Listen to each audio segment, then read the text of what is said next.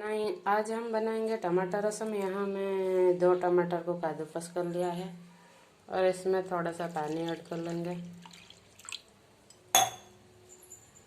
और थोड़ा सा नमक ऐड करेंगे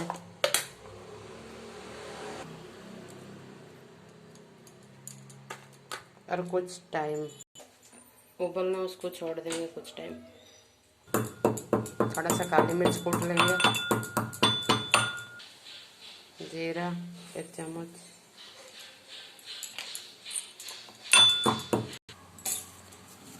पाँच छः लहसुन,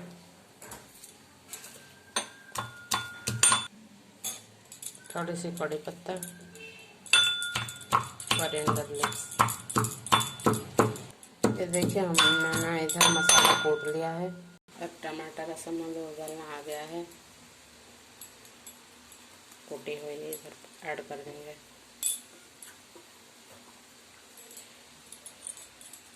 अब थोड़ा सा हल्दी पाउडर इसमें ऐड करेंगे।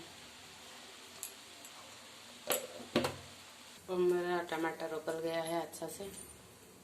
अब आप छौंक लगाएंगे। अब मैं डालूंगी सूखी मिर्ची 2-3, थोड़ा सा काला सरसों,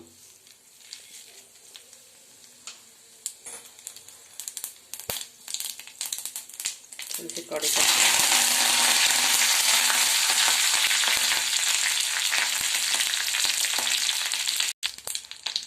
और मिर्ची पाउडर थोड़ा सा डाल दिया।